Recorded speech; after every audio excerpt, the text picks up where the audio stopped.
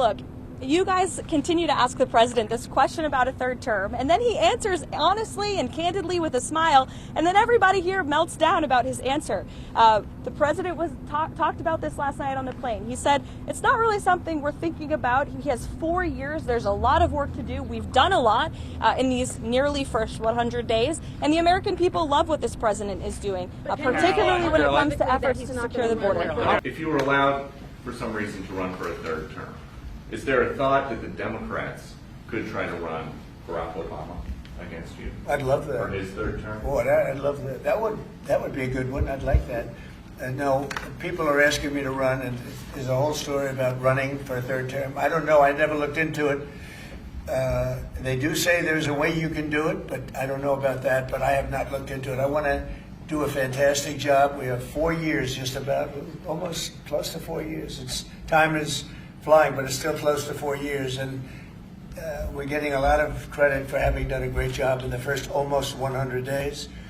And we have some big things we're going to be announcing over the next 2 days, and you know very well, Peter, and I think it's going to be something that's going to bring a lot of wealth back to our country, tremendous wealth back to our country, actually. And other countries are understanding it because they've been ripping us for 50 years, longer, but they've been ripping us off for years, right from the beginning. And I think this is going to be an amazing, I call it a lot of different names, but it's really, in a sense, it's a rebirth of a country, because how we could have afforded to do what we did, we help everybody, and they don't help us. I really, the term I like best probably is the liberation of America. It's the liberation of this country, because it's incredible. Look, we have 36 trillion in debt for a reason, and that accumulates over a long period of time. I don't want to talk about a third term now, because no matter how you look at it, we got a long time to go. We have a long time. We have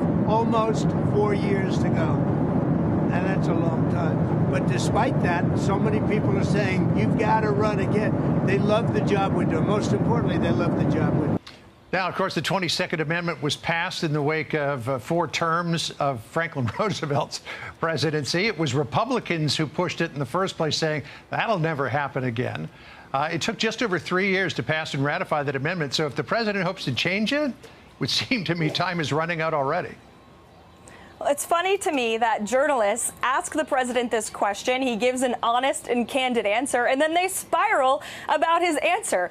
He was asked this, and you heard him, and he's right. People love the job this president is doing. And as he said, we are focused on this term. We have 4 more years to go, and look at what the president has done in more than 60 days. We have completely secured our southern border. We have launched a very effective mass deportation campaign just last night.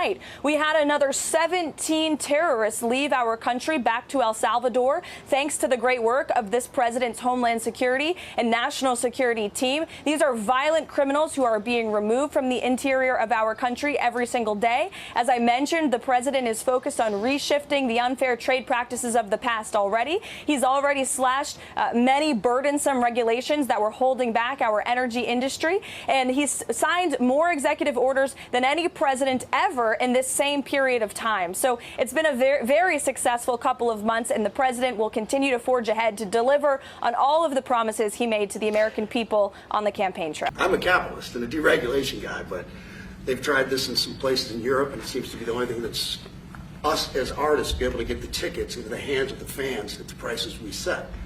I'll be the first one to say, and I know the president doesn't like when I say this, but I'm a little overpaid right now. It's kind of ridiculous. I would rather be a hero to working class people and have them be able to come attend my shows and give them a fair ticket price. I can't control that right now, so hopefully this is a step to really be able to make that happen. A lot of artists and a lot of fans who love concerts and music are going to be very appreciative of you taking this And I think step. Bob is more interested in the fans and the people that are having to pay crazy prices than he is the artist. Maybe the artist a little bit, but the fans a lot. I've spoken to him over the years about it, and it's been it bothers him. It bothers a lot of other artists too, to see the artists, and they go out with a $100 ticket and it sells for $2,000 the following night, and they seem to be able to sweep up the best locations too, which is pretty amazing. So they've only enforced that box act one time, I believe. Yeah. A couple years ago in New York City, they still got a couple $1 million fine And that's the only time they've enforced that act. And who's the primary culprit? Who sells these tickets? It's the scalpers. It's these bots go in and they're automated, so you're. But is there a company involved? You might know. No. Well, there's reselling markets. All yeah. I think I know, Peter. But that's all right. Don't get them involved. What company do you think? Maybe they're more innocent than we think. How confident is President Trump in that he can get a peace deal done in Ukraine? How confident is President Trump that he can get a peace deal done in Ukraine? Well, look, the president is working incredibly hard to get a peace deal done between Russia and Ukraine. And he has expressed his displeasure with comments that have been made by leaders of both sides of this conflict. He has expressed what he believes needs to take place in order to see this conflict come to an end. He continues to work very hard on it, and our teams continue to be engaged. Caroline, can countries that don't have tariffs on the US but may have other forms of non-tariff trade barriers, I'm thinking in my case of Australia, can they expect to be hit on in Wednesday's announcement, or can they expect to be left out and dealt with another time? Again, I'll let the president make the announcement on Wednesday, but I think any country that has treated the American people unfairly should expect to receive a tariff in return on Wednesday. Karen, you talk about the European Union.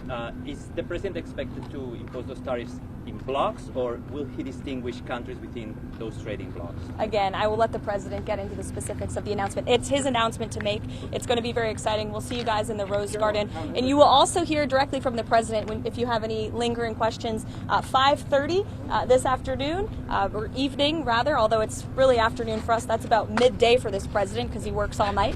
But he'll be signing an executive order. It will be the in-house pool in the Oval Office, and we'll see you all there. I think what you're going to be seeing over the next couple of days will be very inspiring to a lot of people. You know, they had a lot of auto plants being built in a certain country.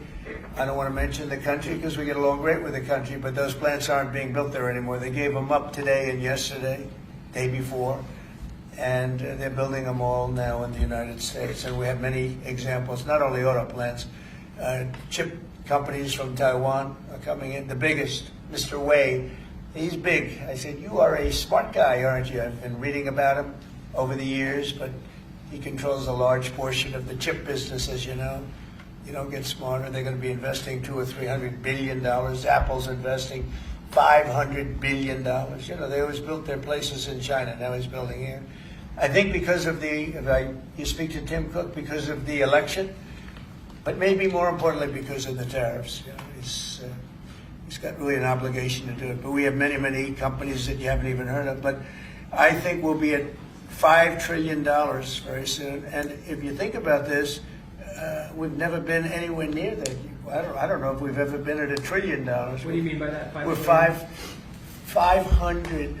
What do I mean by trillion? 5 trillion. What are you referring to, sir? I think that we're going to be at $5 trillion of investment. I think you're going to have investments very shortly. We're already 3.5, and we have commitments, verbal commitments for a lot more.